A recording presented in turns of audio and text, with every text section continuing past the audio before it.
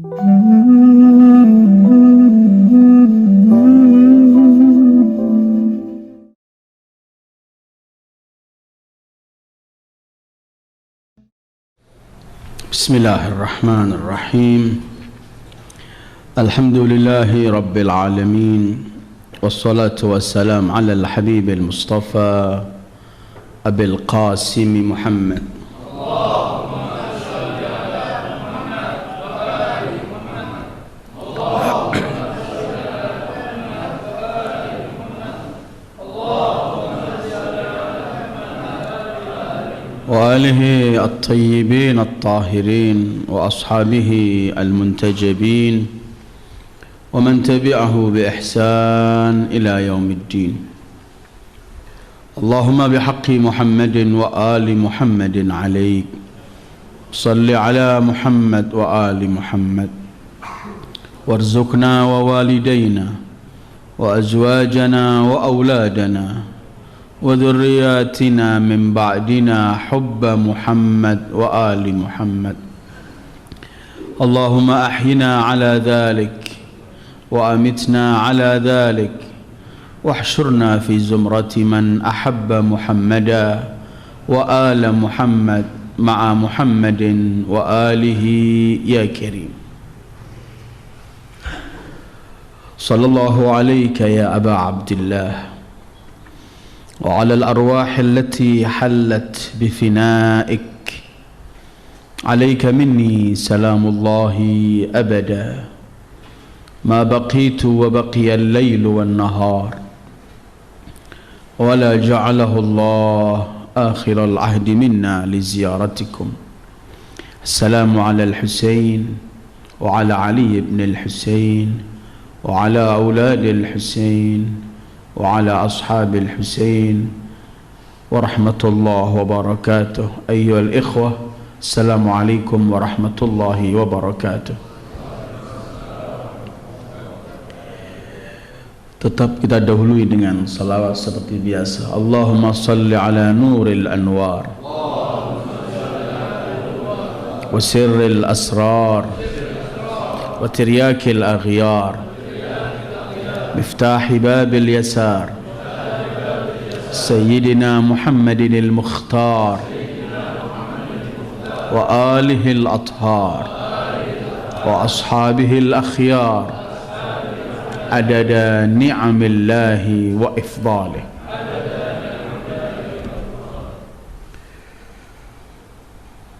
Kita sudah masuk pada tahun 1434. Tahun baru, artinya 6 hari yang lalu baru kita tinggalkan tahun yang lalu. 1433. Waktunya kita menghitung-hitung diri kita sendiri. Kiranya tahun yang lalu itu sudahkah banyak bekal yang kita sajikan untuk hari akhirat kita. Orang yang sering menghitung, orang yang akan sukses dalam kehidupannya. Apabila kita mengingat apa yang telah kita lakukan tahun lalu, kita melihat banyak yang kurang.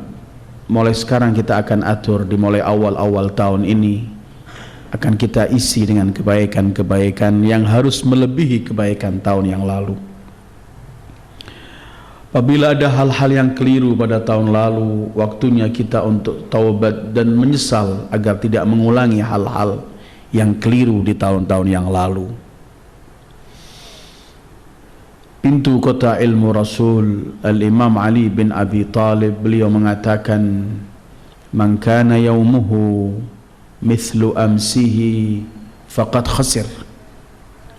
Siapa yang harinya sama dengan kemarinnya, ia adalah orang yang rugi. Hari ini harus lebih baik dari kemarin, dan esok harus lebih baik dari hari ini.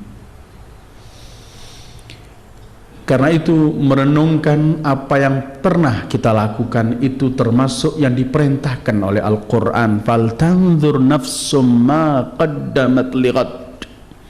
Setiap jiwa hendaklah melihat apa yang pernah dan yang sudah ia sajikan, ia lakukan untuk hari esoknya. Kita semua akan menghadapi hari esok kita, yaitu hari di mana kita akan meninggalkan dunia ini, masuk ke alam barzakh, dan kemudian kita masuk di akhir alam akhirat. Di sanalah kita akan mendapatkan semua pertanyaan dari apa yang kita lakukan di dunia ini, karena catatannya ada lengkap, nanti diberikan. Ketika diberikan adalah kelak kita mendengarkan seruhannya, Iqra kitabak kafa binafsikal yawma 'alaika hasiba. Baca buku catatanmu sendiri, hari ini kamu akan tahu. Baru nanti akan terbagi timbangan kita. Fa amma man thaqulat mawazinuhu fa huwa fi 'ishatir radiyah. Yang timbangan amal solehnya berat, maka dia akan mendapatkan kenikmatan kehidupan yang amat-amat nikmat. Dia menyenangi dan diridhoi oleh Allah. Wa amma man khaffat mawazinuhu fa ummuhu hawiyah wa ma adraka ma hiya, ila akhir ayat.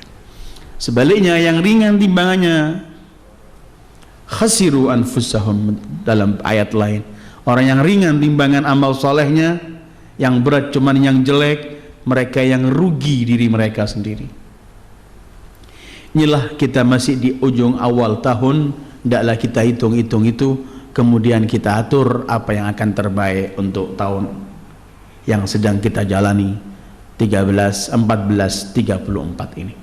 Mudah-mudahan amal-amal saleh yang pernah kita lakukan di tahun lalu diterima oleh Allah, dan mudah-mudahan tahun ini kita dibimbing oleh Allah untuk lebih baik melakukan amal saleh.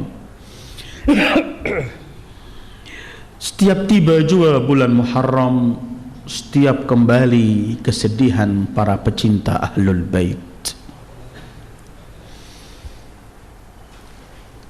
Seluruh pecinta Rasulullah apabila masuk bulan ini, mereka tidak pernah melupakan apa yang terjadi pada cucu Rasulullah, yang Rasulullah sendiri telah menangisi peristiwa itu walau sebelum terjadi, karena telah diberitahu oleh Jibril.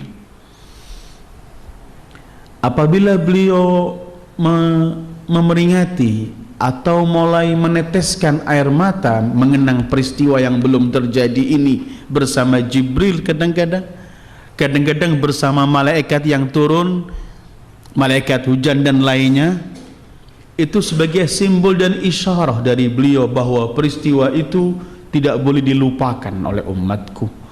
Aku diingatkan oleh Jibril sehingga aku mengingat dan aku menangis, sehingga beliau memberikan kepada Ummi Salamah tanah Karbala, yang kemudian beliau bersabda sallallahu alaihi wa alihi, kelak wahai Ummi Salamah, apabila tanah itu berubah menjadi darah, ketahuilah berarti putraku telah terbunuh, karena beliau memanggil cucunya selalu dengan kata putraku, Husain bin Ali. Karena itu malam ini kita akan berhenti mengenang peristiwa itu, mengikuti Rasulullah mengenang peristiwa itu, mengikuti Fatimah, mengikuti Ali bin Abi Thalib, mengikuti Al-Imam Al-Mujtaba Hasan Al-Mujtaba. Al-Imam Mujtaba pernah memberikan satu komentar yang indah berkaitan peristiwa Karbala di akhir-akhir hayat beliau, ketika beliau diracun dan beliau tumpah darah terus begitu banyak, pucat wajah beliau. Saat itu Imam Husain menjenguk, menangis Imam Husain melihat keadaan abangnya. Beliau berkata, apa yang kau derita amat berat wahai abangku, Aba Muhammad Al-Mujtaba. Kata Imam Husain, la yaum ka yaumi, la yaum ka yaumika ya Aba Abdillah. Tidak ada hari seperti harimu wahai Abu Abdillah. Artinya beliau ingin memberikan isyarat tidak ada musibah sebesar musibahmu wahai Abu Abdillah Al-Husain. Tapi malam ini yang ingin saya bicarakan dari Madrasah Karbala yang begitu besar. Madrasah ini nggak pernah habis dikaji. Sepanjang sampai kelak munculnya sahibuz zaman akan membawa bendera madrasah ini. Biasanya madrasah, sekolahan, universitas itu ada jenjang tahun masa selesai. Tapi Madrasah Karbala nggak pernah selesai. Sepanjang tahun kita kaji, sepanjang waktu kita kaji, tetap kita menemukan hal-hal yang baru yang memberi spirit untuk perjuangan umat Islam dan pengorbanan. Karena begitu besar Madrasah Karbala ini, pernah kita bahas di tempat ini kenapa orang-orang membela Abi Abdillahil Husain dalam satu kajian. Pernah kita bahas kenapa mereka orang-orang memerangi Abi Abdillah, kita bahas. Pernah kita membicarakan mengenai para wanita bersama Imam Husain. Pernah kita membicarakan tujuan-tujuan geraknya, bangkitnya, revolusi Imam Husain. Kita bicarakan perjalanan kepala suci Imam Husain. Kita bicarakan berkaitan dengan kemenangankah atau kekalahan yang diperoleh oleh Imam Husain. Kita berbicarakan mengenai seruan Abi Abdillah sepanjang perjalanannya, kapan saja beliau menyeru dan apa di balik seruan beliau. Ini hal-hal yang telah kita begitu banyak bicarakan tapi belum pernah selesai. Malam ini saya ingin bicara sedikit mengenai para anak-anak di Karbala. Hari-hari ini kita semua umat Islam duka melihat apa yang terjadi di Gaza, jalur Gaza. Sampai tadi pagi itu 110 yang meninggal, diantaranya 26 anak-anak. 900 lebih luka dan bangunan nggak mampu dihitung, sekian banyak yang hancur.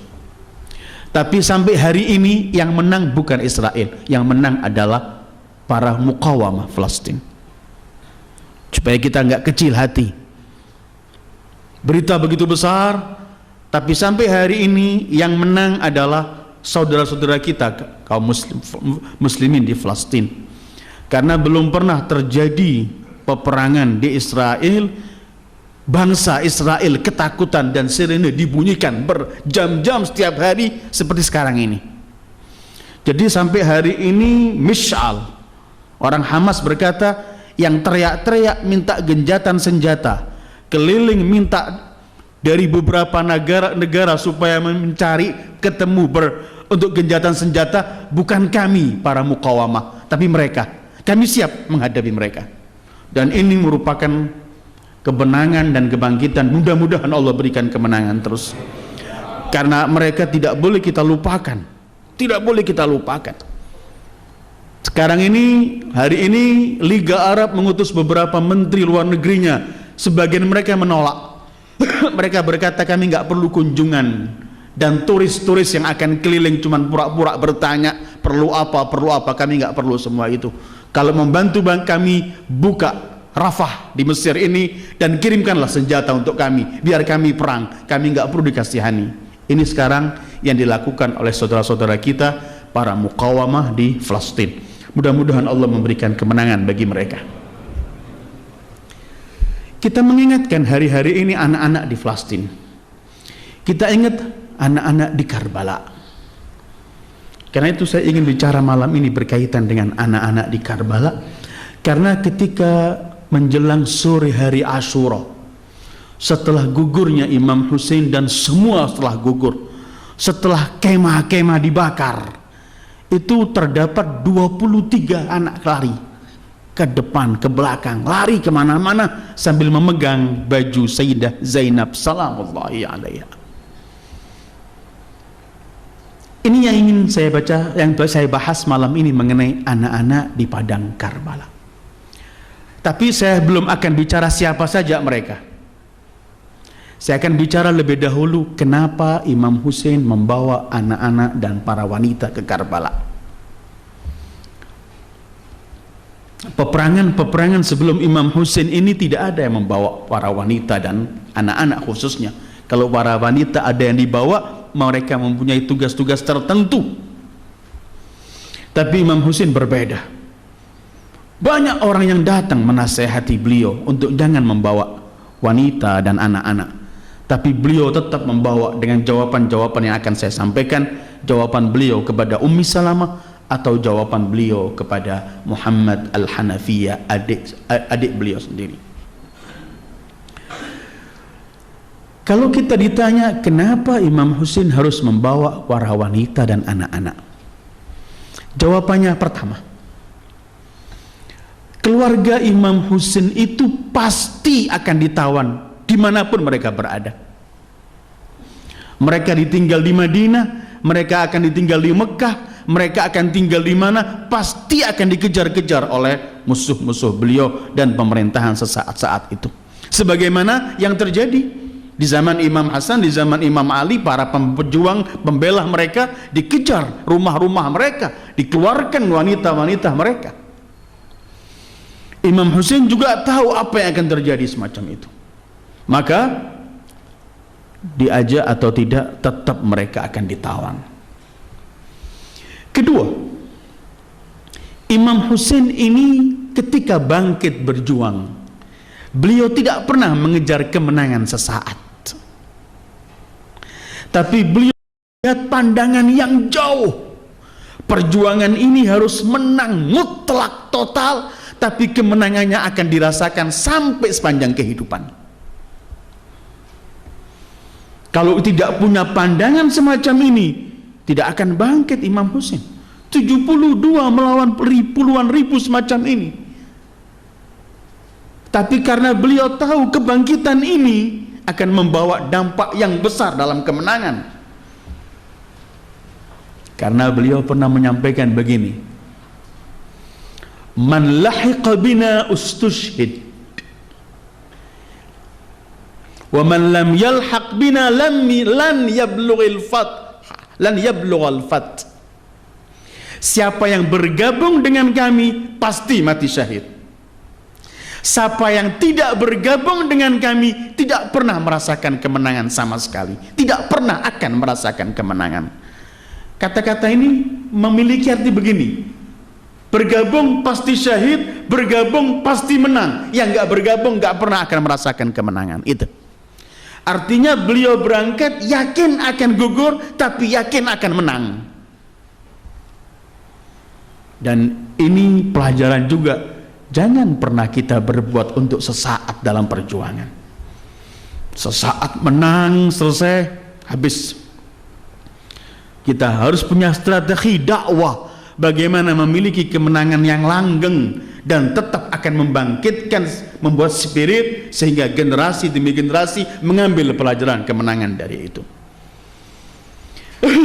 Untuk ini Imam Husain membawa para wanita dan anak-anak. Tujuannya,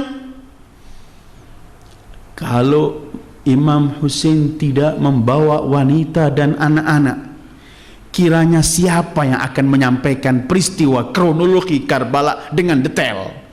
Apa musuh-musuh itu? Pasti akan diputar balikkan sejarah. Imam Ali saja ketika dibunuh dalam keadaan sholat, orang ahli Syam berkata, apakah Ali bin Abi Thalib masih sholat? Kalau Imam Husain tidak membawa para wanita dan anak-anak, kita tidak akan melihat kronologi kejadian kekejaman yang terjadi di Karbala. Tetapi para wanita itulah sumber yang menyampaikan semua kejadian dengan detail. Siti Zainab yang berbicara apa yang terjadi di sana. Al-Imam Al-Baqir yang waktu itu hadir umur 4 tahun, dan anak-anak yang lain dan para wanita itu mereka sebagai media massa yang menyampaikan semua informasi mengenai Karbala dari A sampai Z-nya. Karena itu mereka dibawa oleh Imam Husain. Kalau enggak, beritanya berubah. Ahlu Kufah pertama didatangkan, Ahlu Syam juga sama. Apalagi Ahlu Syam, mereka sebagian dikatakan ini yang dibunuh, kepalanya yang dibawa ini adalah orang-orang yang membangkang pemerintahan. Sebagian orang-orang awam memahami. Tapi teriakan Siti Zainab, teriakan Ummi Kulthum, teriakan para anak-anak kecil yang dibagi tontonan oleh penghuni Kufah saat itu. Mereka akhirnya mengetahui ini kejadian yang sebenarnya, siapa mereka dan kenapa mereka bangkit. Untuk itu Imam Husain membawa anak-anak, membawa wanita agar kelak mereka menjadi penerus yang akan menceritakan pada generasi demi generasi. Ketiga, keberadaan anak-anak di Karbala dan mereka mendapatkan segala macam perilaku yang keji ini merupakan akan membangkitkan hati orang yang mati supaya hidup kembali, dan hati orang yang sudah hidup supaya lebih sadar. Sampai semacam inikah kekejaman orang ketika mulai melepaskan hukum Allah? Karena orang itu kalau melihat anak yang diperlakukan lebih iba, dia gak kuat. Keempat, Imam Husain ingin memberikan pelajaran dahsyat di balik semua itu. Beliau ingin berkata bahwa yang mahal hanyalah Islam. Ketika Islam yang kita hadapi, buah hati kita, pendingin mata kita, anak sepenggal dari daging kita, dan apapun, ayo kita sajikan demi Islam yang mahal.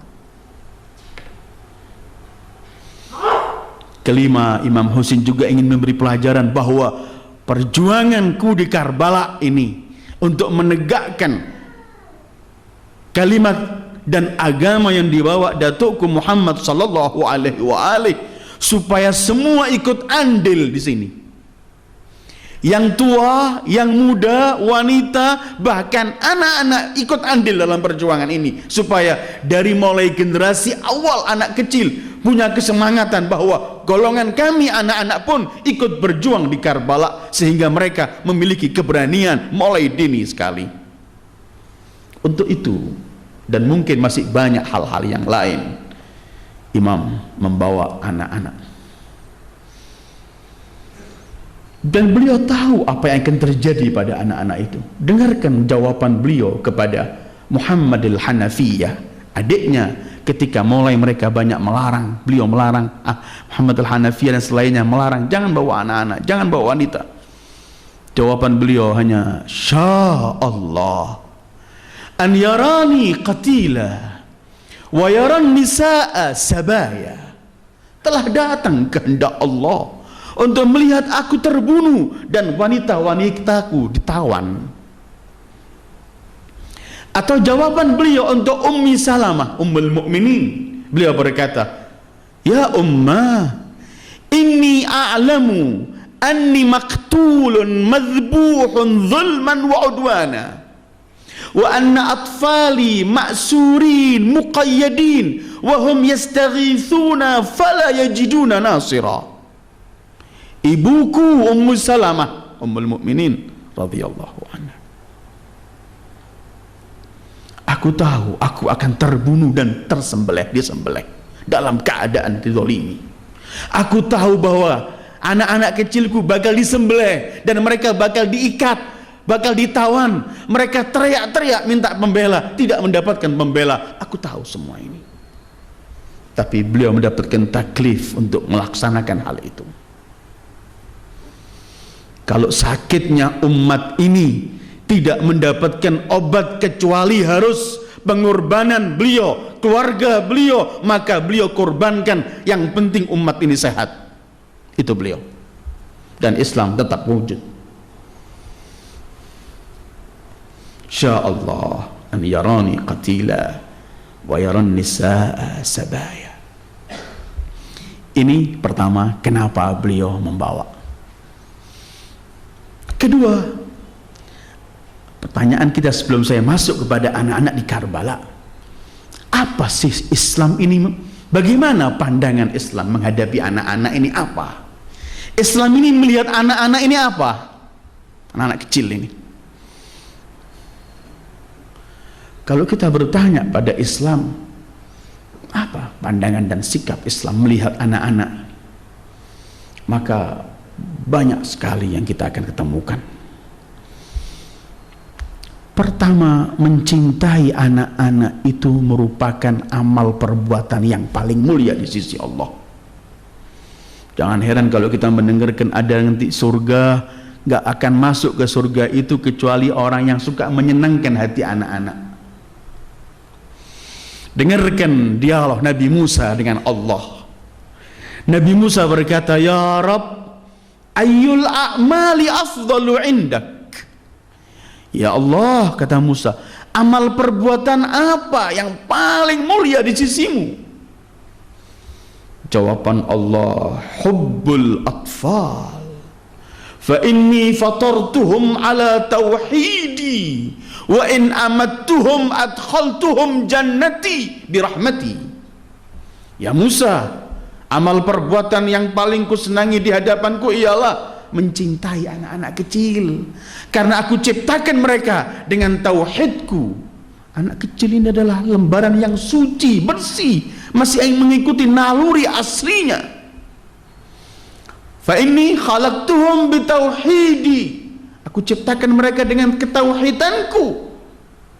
Kalau aku matikan mereka dalam keadaan kecil itu, adkhaltuhum jannati birahmati, akan kumasukkan mereka ke surga dengan rahmatku.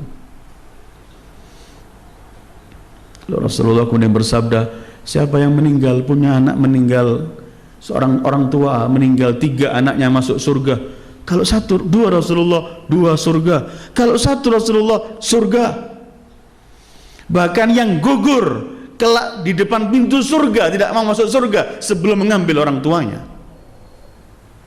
Anak kecil, fa idza amattuhum, kalau aku matikan mereka dalam anak kecil, adkhaltuhum jannati birahmati.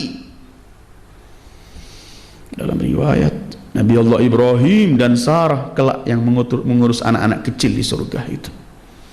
Wa fi riwayah, anak-anak kecil para pecinta Rasul dan Ahlul Bait, Fatimatuz Zahra yang mengurusi mereka kelak.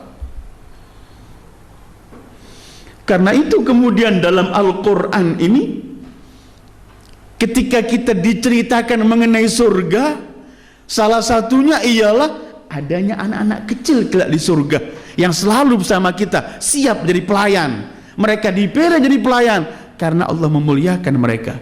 Wa yatufu alaihim wildanun mukhalladun idza ra'aitahum hasibtahum lu'lu'an mansura. Berkeliling tawaf anak-anak kecil yang terus kecil, gak pernah besar. Anak kecil di dunia ini kalau kecil lucu, besar sedikit nggak hilang lucunya. Di surga tetap lucu terus, mukhalladun, kekal dalam keadaan kecil terus. Kalau kamu lihat sepintas seakan-akan mereka seperti permata-permata yang sedang dihamburkan begitu. Hasibtahum lu'lu'an manthura. Karena itu kata Rasulullah sallallahu alaihi wa alihi ketika beliau bersabda, akrimu auladakum wa ahsinu adabahum yughfaru lakum. Perbaikilah, muliakan anak-anak kalian, muliakan, perbaiki adab mereka, Allah akan memberikan ampunan kepada. Bahkan Rasul bersabda, siapa yang mencium sekali anaknya, Allah berikan dia sekali pahala. Sekali mencium anak, hasanah, kata Rasulullah sallallahu alaihi wasallam. Kalau memberikan pakaian, nanti abah ibunya diberi pakaian oleh Allah di surga. Semua penghuni surga melihat heran pakaian orang itu. Siapa yang menggembirakan, man farraha farrahahullah. Menggembirakan anak kecil digembirakan oleh Allah. Rasulullah pernah mencium Al-Hasan wal Husain, kanan Hasan, kiri Husain. Ada seorang lewat rumah beliau, berhenti orang itu, mengucapkan salam, ya Muhammad, kamu cium anak? Anak punya 10, gak pernah cium walau sekali. Kata Rasulullah, aku gak tahu kalau Allah sudah mencabut rahmat dari hatimu. Rasulullah salat dicepatkan karena apa? Mendengarkan ada anak kecil menangis. Pasti ibunya terganggu. Dan Rasulullah berkali-kali berkata, yang jadi imam, kalau ada yang menjadi makmum itu seorang wanita, jangan lama sholatnya, takut dia meninggalkan anak, ditinggalkan oleh ibunya terlalu lama. Sesuatu yang mulia seorang anak. Terus Quran menjelaskan kepada kita bahwa anak kecil itu adalah rizkinya dijamin oleh Allah. Ada 2 ayat yang saya baca ketika Allah melarang orang membunuh anak. Orang jahiliyah dulu anak perempuannya dibunuh hidup. Jahiliyah abad ini lebih kejam dari jahiliyah dulu. Kalau jahiliyah dulu lahir perempuan dibunuh. Kalau jahiliyah abad kita sekarang ini enggak laki, enggak perempuan, aborsi, bunuh semuanya. Belum lahir, belum sempat menghirup udara dibunuh. Ada 2, satu dalam surat Al-An'am, kalau kamu miskin, aku yang memberikan rezeki kamu, kata Allah. Allah berfirman, wala taqtulu auladakum min imlaq, nahnu narzukukum wa iyyahum. Jangan kalian membunuh anak-anak kalian karena kalian dalam keadaan miskin, karena kamilah yang memberikan rizki kepadamu, wahai seorang bapak, wa iyyahum, dan rizki untuk mereka. Bukan rizkimu terbagi, tidak, sendiri-sendiri Allah berikan. Nahnu narzukukum, kami yang memberikan rizki kalian, wa iyyahum, dan rizki anak-anak itu. Ini Al-An'am. Al-Isra-nya berbeda. Al-Isra-nya Allah menjelaskan, jangan bunuh anak kalian cuman takut kalau punya anak miskin. Kalau tadi sudah miskin, kalau sekarang ini masih takut. Kalau tadi min imlaq, Allah berfirman, nahnu narzukukum, kami berikan rezeki untukmu, wa iyyahum. Tapi dalam surat Al-Isra, wala taqtulu auladakum khasyata imlaq, nahnu narzukuhum wa iyyakum, inna qatlahum kana khit'an kabira. Jangan bunuh anak-anak kalian karena kalau punya anak takut miskin, kami Allah memberikan rezeki mereka terlebih dahulu, baru rezeki kalian. Inna qatlahum kana khit'an kabira, membunuh anak itu dosa yang besar, kesalahan faat besar, khit'an kabira. Artinya keras Al-Quran terhadap masalah anak, harus dijagain. Bahkan ada satu ayat berkaitan dengan tradisi jahiliyah yang jahat membunuh anak hidup itu. Dengarkan firman Allah, wa idzal mau'udatu su'ilat bi ayyi dzambin qutilat. Mau'udah itu anak perempuan yang dikubur hidup-hidupan. Kalau nanti anak yang dikubur hidup-hidupan itu ditanya, dengan dosa apa ia dibunuh? Kalau kita baca ayat ini, kita merenungkan Al-Quran, indah artinya. Mau'udah itu anak yang dikubur hidup-hidupan, yang melakukan namanya wa'id. Biasanya kalau orang melakukan kesalahan, yang ditanyakan yang melakukan. Tapi untuk masalah ini yang ditanya oleh Allah, kenapa yang dilakukan?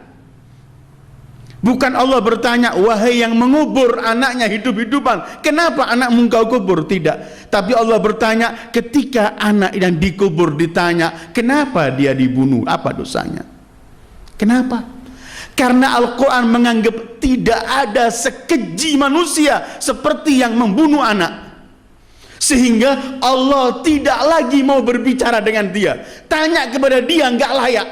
Tidak layak untuk diajak bicara orang ini, sehingga yang diajak bicara kurban ini, fa idzal mau'udatu su'ilat bi ayyi dzambin qutilat. Ini pandangan Islam terhadap anak, sehingga kita bisa tahu bagaimana seharusnya anak itu. Ada Rasulullah sering mewanti-wanti orang Jawa, mengingatkan orang tua dengan sabda beliau, rahimallahu walidan a'ana waladahu ala birri.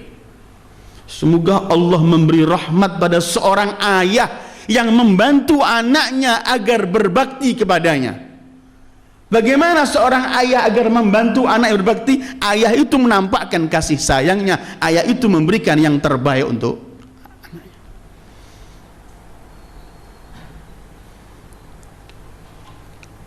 wa idzal mau'udatu su'ilat. Dahsyat kalau Asma lihat Nanti kita akan bicara bagaimana Rasulullah kalau melihat anak ini. Ya Allah, para sahabat Rasul ini, mereka begitu cintanya dengan Rasulullah. Kalau mereka punya anak, mereka bawa anaknya ke hadap Rasulullah, atau nanti anak-anak mereka kecil dari rumah dibawa ke, supaya didoakan Rasulullah Sallallahu Alaihi Wasallam. Kadang-kadang anak itu dipangku Rasulullah, kencing anak itu digamis Rasulullah. Sang ayah atau yang ibu membawa, malu, ditarik anaknya. Kata Rasulullah, jangan diganggu. Dia selesai, dia kencing. Bajuku bisa ku basuh, bersihkan, tapi jangan kamu menyakiti hati anak ini. Rasul Sallallahu Alaihi Wasallam sama anak begitu, kencing biar, jangan diganggu. Sebentar lagi kita akan lihat apa yang dilakukan ketika cucu Rasul anaknya minta air. Salamullahi alaihi. Dan masih banyak riwayat demi riwayat bagaimana Islam menganjurkan kepada kita untuk menghadapi anak. Apa kebutuhan anak? Ketiga, apa kebutuhan anak itu? Kebutuhan seorang anak itu ialah kasih sayang, diperlakukan dengan cara yang baik, mendengarkan kata-kata yang lembut.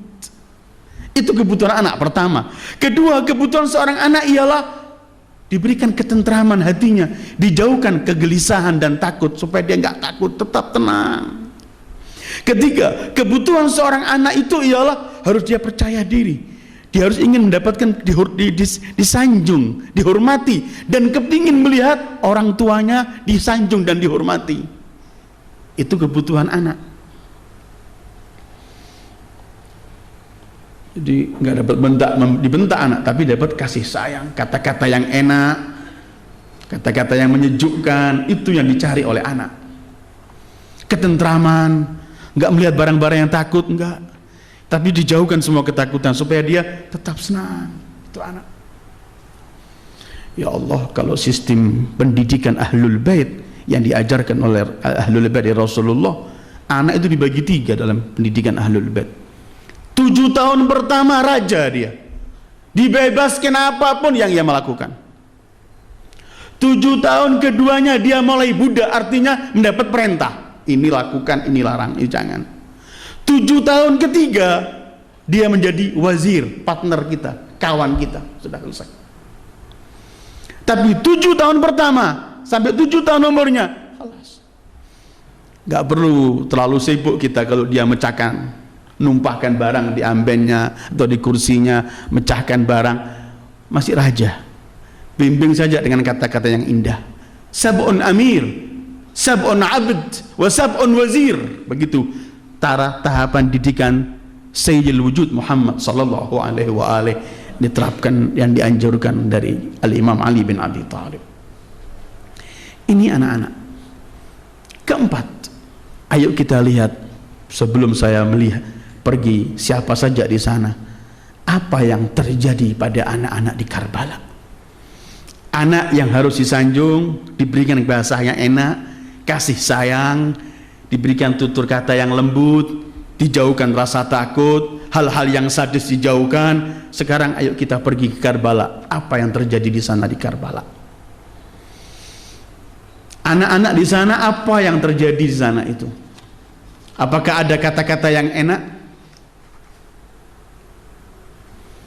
Pertama, banyak hal, tapi saya akan sebut beberapa. Anak-anak itu menyaksikan ayah mereka dibantai di hadapan mereka dengan secara sadis. Seorang anak melihat ayahnya atau abangnya atau saudaranya atau pamannya dibantai di hadapan dia, itu di Karbala. Atau kita melihat anak Karbala, dia dibunuh dalam pangkuan jasad ayahnya yang telah wafat, itu di Karbala. Atau kita melihat anak-anak di Karbala sudah merasa yatim sebelum yatim, nggak ada pilihan lagi, sudah cemas. Apa yang dilihat? Jangan heran kalau kemudian salah satu anak Imam Husin, ketika Imam Husin mau keluar terakhir, dipegang baju Imam Husin oleh putrinya. Abah, jangan tinggalkan aku. Imam Husin datang, dicelup, dicium oleh Imam Husin. Sabarlah anakku. Imam pergi dipegang lagi. Kemudian dia berkata, Abah duduklah. Imam Husain menurut, mengikuti, duduk Imam Husain. Dipegang tangannya abahnya Imam Husain oleh anak tadi itu, oleh anak kecil, anak beliau. Kemudian tangannya abahnya diletakkan di kepalanya. Kemudian dia berkata, ayah Abah, eluslah kepalaku, karena sebentar lagi aku menjadi anak yatim. Bukankah engkau sering mengelus kepala anak-anak yatim? Ini anak di Karbala, merasa yatim sebelum yatim. Di Karbala apa yang terjadi? Mereka melihat wanita-wanita, kakak atau ibu mereka ditawan dan sambil dipecuti. Seorang anak kan melihat supaya abahnya dimuliakan, ibunya dimuliakan, ini melihat keluarganya ditawan, dihina, dipecut. Di Karbala apa yang terjadi di Karbala? Kita melihat anak-anak Karbala dalam keadaan dahaga, teriak-teriak haus. Bukankah mereka teriak kepada Abul Fadl Abbas? Kehausan. Ini di padang Karbala yang ada. Apa yang kita melihat di Karbala? Setiap orang yang ingin menghilangkan kehausan dari mereka, artinya yang ingin mengambilkan air untuk mereka, dibunuh. Lihat Abul Fadl Abbas, tangan dan semuanya. Mereka melihat, artinya kita ini sudah nggak boleh dapat apa-apa gitu anak-anak. Suruh melihat keluarga kita dibantai, hidup dalam dahaga, yang mengambilkan air nggak ada. Ini yang terjadi di Karbala pada anak-anak itu. Apa yang dilihat di Karbala oleh anak-anak itu? Mereka melihat kemah mereka dibakar semuanya.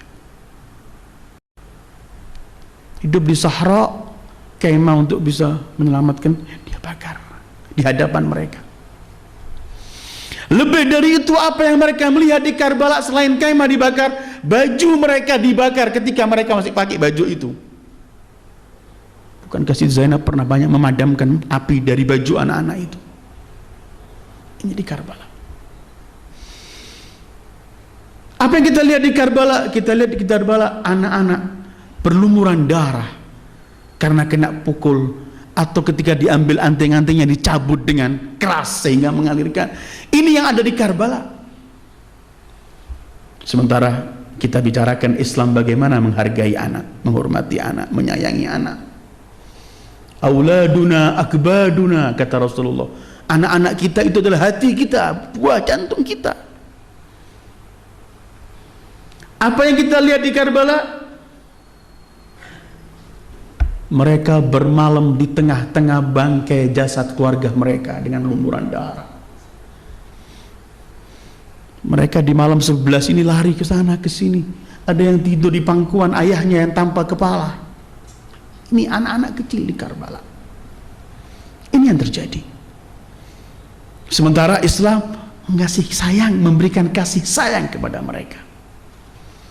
Tapi ini yang terjadi di Karbala. Apa yang dilihat oleh anak-anak di Karbala? Melihat anak yang masih menyusu, umur 6 bulan, kehabisan air, bibirnya kering, tidak lagi hatta suara nangisnya sudah nggak terdengar. Ketika dimintakan air, bukan dikasih air, tapi dikasih anak panah dan mati bergepar. Anak kecil seperti disembelih dari sini ke sini keluarnya. Itu di mana? Di hadapan anak-anak. Dan itu lebih besar. Itu terjadi di hadapan orang dewasa, sudah sangat meniat-niat hati, apalagi di hadapan anak-anak kecil. Itu yang ada di pandangan Karbala saat itu yang terjadi untuk anak-anak. Belum lagi perjalanan anak-anak ini dalam giringan, iring-iringan ketika ditawan dengan penuh hinaan. Mereka diikat, dipukul dari belakang, belum yang ditarik dari kudanya, terjatuh ke bawah. Ini semua pandangan yang terjadi di Karbala. Sementara Islam datang mengangkat. Hatta anaknya orang musyrik atau siapapun, anak kecil tetap adalah suci, bersih. Nggak boleh kita keras terhadap anak sama sekali.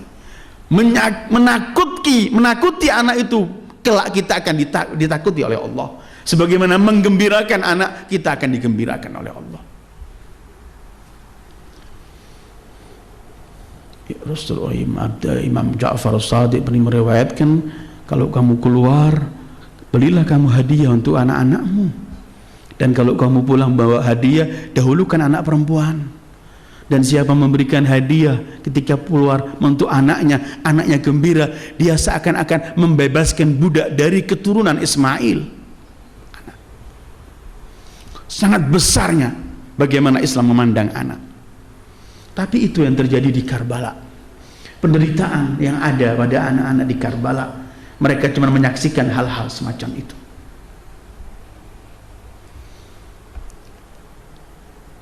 Terakhir, siapa saja mereka di Karbala, anak-anak itu. Jadi kalau saya tadi mulai kenapa dibawa oleh Imam Husain, apa pandangan Islam terhadap anak-anak ini, apa kebutuhan anak-anak ini, apa yang terjadi di Karbala terhadap anak-anak. Sekarang saya akhiri, siapa saja anak-anak yang ada di Karbala itu. Disebutkan malam itu ada 23 anak, walaupun namanya semua nggak tertulis. Karena ada beberapa yang disebutkan anak tapi tanpa disebut namanya. Yang tertulis sebagian adalah, saya sebut sebagian, mustahil saya sebut semuanya, mungkin 7-8 saya akan sebut. Pertama adalah Al-Imam Al-Baqir. Imam Baqir sudah ada, umurnya 4 tahun, bersama ayahnya Al-Imam Ali Zainal Abidin yang dalam keadaan sakit. Jadi Imam Baqir ini mulai sebenarnya umurnya 3 tahun sekian bulan, hampir 4 tahun, kita genapkan 4 tahun, sudah menyaksikan semua kejadian itu.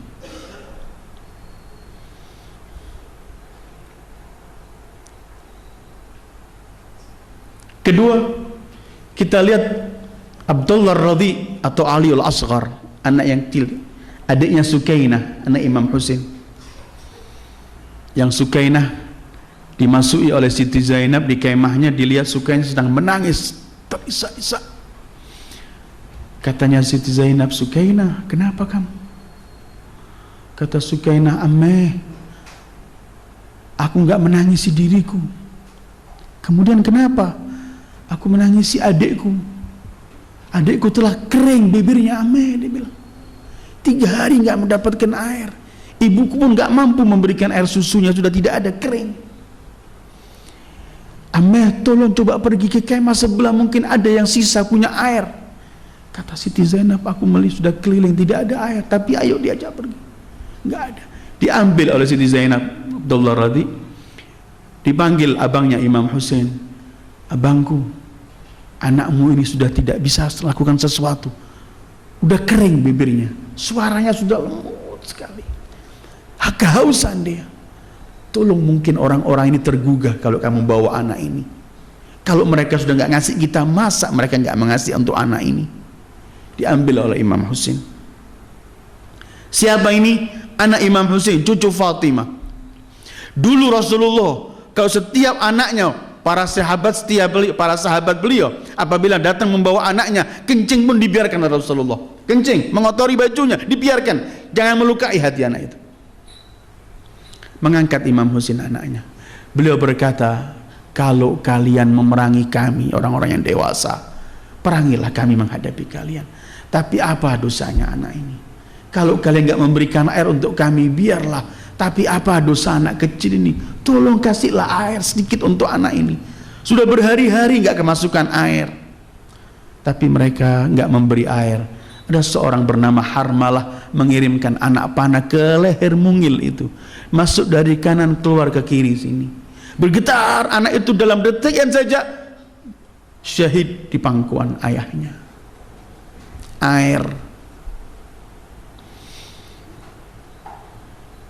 Air ini sesuatu yang nggak dikasih pada siapapun. Di zaman Rasulullah mulai ada perkepungan dengan Yahudi. Ada beberapa yang datang pada Rasulullah, ya Rasulullah, kita stop saja air ini agar nggak masuk perkampungan mereka. Kata beliau, jangan, biarkan air. Aku nggak mau mereka masuk Islam terpaksa karena air, biar. Di zaman Imam Ali pun begitu. Ketika beliau menguasai air, kasih pada mereka, jangan, nggak diberi mereka. Imam Husain ketika masuk padang Karbala tanggal 2 Muharram, sore hari Muharram tanggal 2 beliau masuk. Ketika beliau masuk, datang Hur dengan 1000 pasukannya, diperintahkan Ibn Ziyad untuk mengepung. Disambut oleh Imam Husain, kamu anta lana am alaina, kamu bersama kami atau musuh kami? Kata dia, aku bukan bersamamu, tapi aku utusan dari Ibn Ziyad. Tapi kami semua dalam keadaan dahaga, kehabisan air. Imam Husain berkata, salamullahi alaihi, kepada semua pasukan yang sama beliau, berikan semua pasukan 1000 ini air dari air kalian. Setelah mereka kalian beri, berilah juga kuda-kuda mereka. Di hari kedua semua mendapatkan, ini keluarga Rasulullah. Tapi hari itu Abdullah Radhi di hadapan anak-anak yang lain di kemah, mereka juga melihat anak-anak yang juga dahaga, teriak al-atas dahaga. Mereka melihat adik mereka yang paling kecil ini sedang dibawa, mungkin mendapatkan sesuatu. Seakan-akan Abdullah Radhi itu utusan duta anak-anak kecil, tapi malah mereka menyaksikan dari kemah itu bayi mungil itu bergebar, kena panah, dicabut panah oleh Abi Abdillah. Entah bagaimana kita membayangkan kesabaran Imam Husain dan keberaniannya. Ditarik anak panah itu, tangan beliau letakkan di lubang, bekas lubang dipegang sampai darahnya penuh, dibuang ke atas darah itu. Katanya nggak ada yang kembali darah itu.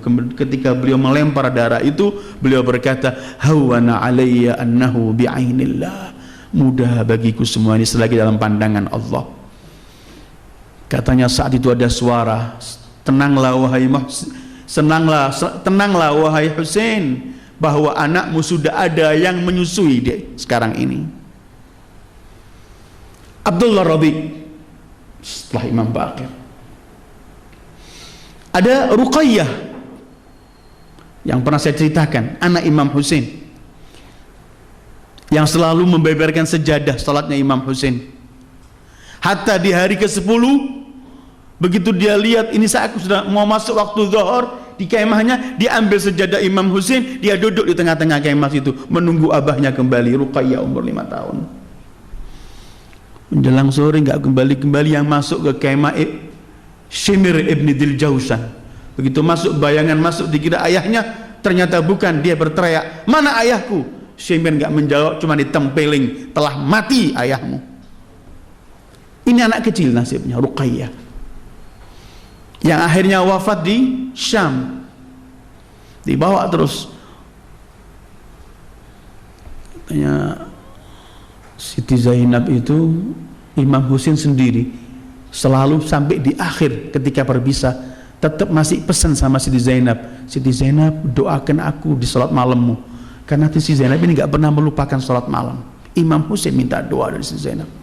Di malam 11 masih salat malam Siti Zainab. Malam 11, nggak ada malam yang paling sulit bagi Siti Zainab seperti malam 11.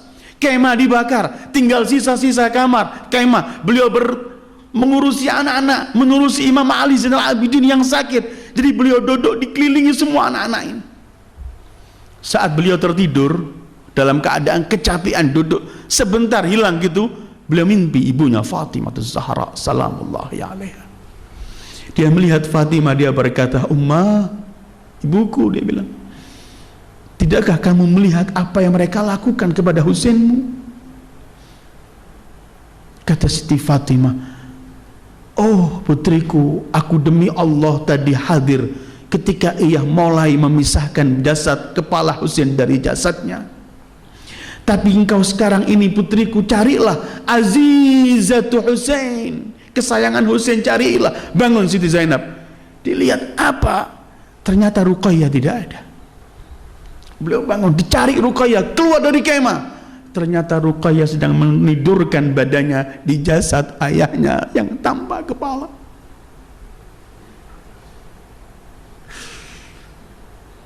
Ini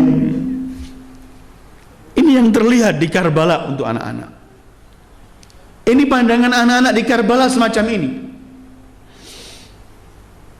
Diambil oleh Siti Zainab Ruqayyah. Dan setiap hari dia menangis cuman ayahnya. Ketika sampai ditaruh di Syam, di tawanan istana Yazid di Syam sana, ditaruh di khirbah, seperti kandangnya ayam begitu mereka taruh. Itu di situ tertidur. Ruqayyah ini mimpi abahnya ketemu Imam Husain sedang. Ketika dia bangun ternyata mimpi. Teriak-teriak dia, teriak-teriak nangis, ayah, ayah, abah. Semua wanita bangun, ada apa putriku? Aku melihat ayah datang, ayah memeluk aku, ayah menciumku.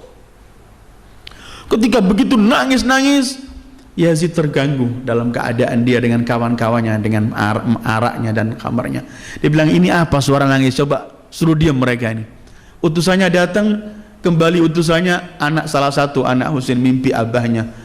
Kata Yazid, bawa kepala abahnya, tunjukkan kepada anaknya. Letakkan di talam, ditutup, dimasukkan ke khirbah. Mereka nggak tahu apa yang mereka bawa. Mereka menganggap mungkin orang ini malam ini memberikan sesuatu makanan. Ketika diletakkan, mereka berkata, mana yang nangis, suruh lihat ini. Ketika dibuka, ternyata itu kepala Abi Abdillah. Ruqayyah ketika melihat kepala ini, beliau peluk, beliau cium, beliau pegang. Ketika pegang, beliau pingsan, ditarik oleh Siti Zainab. Ternyata Ruqayyah meninggal di Syam. Ini anak di Karbala. Di sana ada Hamidah binti Muslim. Hamidah anaknya duta Imam Husain, Muslim bin Aqil. Pertama anak yatim di Karbala Hamidah. Karena Muslim bin Aqil dibunuh tanggal 8 Dzulhijjah, persis Imam Husain keluar meninggalkan Mekah. Muslim bin Aqil dibunuh. Ketika Imam Husain dalam perjalanan hampir masuk ke Irak mendengarkan wafatnya Muslim bin Aqil, Hamidah dipegang, dipeluk, dicium. Awal yatim Hamidah melihat abahnya telah wafat. Ada lagi di sana dua anak Muslim bin Aqil. Yang satu namanya Ibrahim dan satu namanya Muhammad. Yang satu umur 8 tahun, yang satu umur 7 tahun. Ketika di malam itu dia sempat lari, nggak tahu kemana sampai hilang. Hilang, ditangkap oleh Ibn Ziyad, dimasukkan penjara hampir setahun oleh Ibn Ziyad. Nggak ikut rombongan dia, terpisah. Ibn Ziyad berkata kepada penjaga penjara, dua anak ini makanan yang enak jangan dikasihkan dan persulit. Dua anak ini hampir setahun hidup di penjara Ibn Ziyad. Tapi anaknya Muslim bin Aqil, Safiru Abi Abdillah, duta Imam Husain, pilihan. Mereka berdua masih umur 8 sama 7 ini, mereka sholat puasa, itu hidupnya dan beribadah. Hampir setahun dia berkata kepada penjaganya, hai penjaga, seorang tua, kalian tahukah siapa kami ini? Aku nggak tahu, yang penting perintahnya harus aku berikan kamu makan yang paling nggak enak dan aku jaga ketat kalian. Kami ini keturunan orang baik. Siapa kalian? Kami ini keluarga Rasulullah Muhammad. Kami adalah cucu Abu Talib. Aku anak Muslim bin Aqil, utusan Husain. Kata orang yang menjaga itu teriak, celaka diriku, selama ini aku nggak kenal siapa kalian. Dicium tangan dan kedua kaki anak itu. Kemudian orang tua itu berkata, nanti kalau malam kamu keluarlah, kalau malam jalan, kalau siang kamu sembunyi. Di malam hari dilepaskan anak ini, lari. Keesokan harinya ribut Ibn Ziyad dan semuanya bahwa penjara anak itu lari. Hampir subuh dia masuk ke gubuk rumah seseorang, diketuk, masuk ke rumah orang wanita. Kata wanita, siapa kamu ini? Kami ini adalah lari dari penjara Ibn Ziyad. Siapa kalian? Kami ini adalah anak Muslim bin Aqil, utusan Husain bin Ali. Mereka kan sudah mulai menyesal semua. Ditaruh di rumah sebelah paviliumnya. Dia punya anak yang sangat kejam, anaknya bekerja sama Ibn Ziyad, disembunyikan dua anak ini. Tengah malam datang anaknya mabuk, teriak-teriak, bukakan ibu. Dibukakan, dia mendengarkan suara ibunya ke sana masih makan, melihat ada apa. Siapa itu bu? Jangan kamu urus ini, urus dirimu sendiri. Kata dia, hari ini aku kena marah banyak oleh Ibn Ziyad karena ada dua anak yang keluar dari penjaranya, dan siapa yang bisa memegang kepala anak itu atau mengembalikan dapat per anak 1000 dirham. Mereka berdua mendengarkan, saling berpelukan kakak adik. Wah, mati kita sekarang ini. Ya Allah, anak kecil. Mati kita saudaraku, dia bilang. Ternyata pagi itu didatangi oleh anak. Oh, ini harta kekayaanku, kata. Besok kamu akan saya penggal, akan saya berikan kepada Ibn Ziyad, kepala kalian. Berpelukan Ibrahim sama Muhammad. Besok anak itu memanggil budaknya. Dia punya budak dipanggil, bawa kedua anak ini dan ini pedang, penggal di tepi sungai Furat, buang jasadnya, bawa sini kepalanya. Allahu Akbar. Murahnya kepala waktu itu. Berangkat dengan ditarik keduanya sampai tepi sungai. Kata anak itu, aku melihat kamu mengingatkan kepada sahabat Rasul Bilal. Kata kedua anak ini, apa hubunganmu dengan sahabat Rasul Bilal dan aku cuma melakukan tugas? Tidakkah kamu ingin mendapatkan pahala seperti Bilal? Kata budak itu, aku nggak punya urusan semua itu, nggak faham. Kamu tahu siapa kami? Aku nggak tahu, yang penting aku budak melaksanakan perintah majikanku. Kami adalah cucu keluarga Rasul. Kami anak Muslim bin Aqil. Budak itu dibuang pedangnya, diciumi anak ini, dia lari ke tepi sungai sana, dibiarkan anak itu. Anaknya wanita itu yang majikannya lihat teriak, kurang ajar. Dia bilang, aku nggak mau menghadapi keluarganya Muhammad sallallahu alaihi wasallam. Dia nggak kuat manggil anak kandungnya, dia bilang, anakku pergilah, penggal kedua kepala anak itu. Abahmu memerlukan kepalanya. Berangkat anaknya. Sampai di situ dua anak ini, Ibrahim sama Muhammad, dengan bahasa yang sama, kami keluarga Rasul, kami keluarga ini. Akhirnya anaknya pun dilempar pedang itu, dia pergi. Kata sang ayah, kamu anak yang durhaka. Kata dia, lebih baik aku durhaka di hadapanmu, tidak durhaka di hadapan Muhammad sallallahu alaihi wasallam. Dia bilang, ini tidak bisa yang melakukan kecuali aku sendiri. Berangkat dia, dipegang satu. Kata mereka berdua, jangan dibunuh, juallah kami, kamu pasti akan mendapatkan uang seperti yang kamu inginkan dari Ibn Ziyad. Tidak, yang penting kamu harus saya bunuh.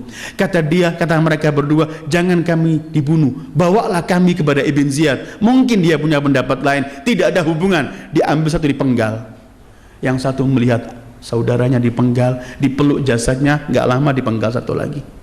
Kepalanya dibawa kepada Ibn Ziyad. Ketika Ibn Ziyad mendengarkan apa yang dikatakan anak ini sampai akhir, kata Ibn Ziyad, bunuh anak ini, bunuh orang ini. Kenapa nggak mendengarkan kata-kata anak tadi? Ini anak di Karbala. Ayyuhal ikhwah, dan masih banyak nasib anak-anak di Karbala.